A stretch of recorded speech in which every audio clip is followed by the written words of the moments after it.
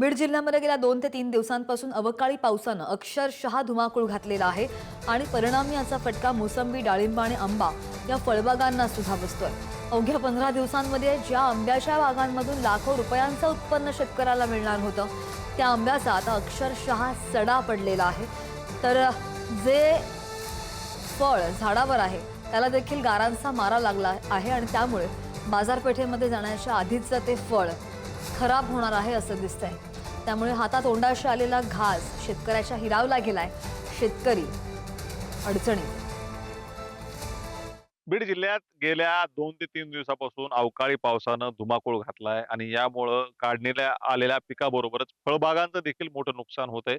आपण सध्या पिंपळवाडी शिवारातील आंब्याच्या बागेमध्ये आहोत आणि आपण पाहू शकतो या ठिकाणी ही जवळपास 1700 झाडांची आंब्याची बाग आहे. परंतु आणि अगदी 15 दिवसावर याची काढणी आली होती. आता 15 दिवसात या शेतकऱ्याला लाखो रुपयाचं उत्पन्न या आंब्याच्या बागातून झालं असतं. परंतु आता दुर्दैव असं की या ठिकाणी गारपीट आणि वादळी वारा यामुळे या आंब्याच्या बागाचं नुकसान झालं. आपण पाहू शकतो कशा पद्धतीने या ठिकाणी झाडाच्या खाली या कैऱ्या पडल्या. तर काय सांगाल?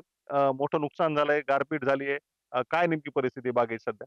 काय बागेची सगळा बाग हाताशी आलेला होता, हातातोंडाशी. सगळी बाग उद्ध्वस्त झाली गारपिटीने रात्रीच्या, परवाच्या. एवढं प्रचंड नुकसान आहे, की माझ्याकडे आता मोसंबी आहे, आंबा आहे, डाळिंब आहे. तिन्ही पीक धरलेले होते. लाखो रुपयाचं नुकसान झालंय माझं. आता काय करणार शेतकरी? कसा उभा राहणार शेतकरी? आता 15 दिवसात अखेरीला बाग गेली असती. किती उत्पन्न अपेक्षित होतं?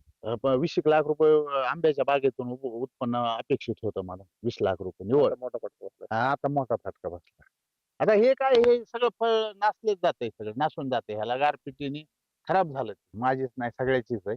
अशीच परिस्थिती झालेली. त्याच्यामुळं प्रचंड नुकसान आहे शेतकऱ्याचं. लोकांकडून सावकाराकडून कर्ज काढून केलेले आहेत हे सगळे उद्योग. हा, आणि आता हातातोंडाशी आता कधीतरी परतफेड करायची, तर हे गारपिटीने असं नुकसान होऊन बसलं. आता काय करणार शेतकरी? त्याच्यापुढे हवालदिल झाला आहे. उदय नागरगोजे, पुढारी न्यूज, बीड.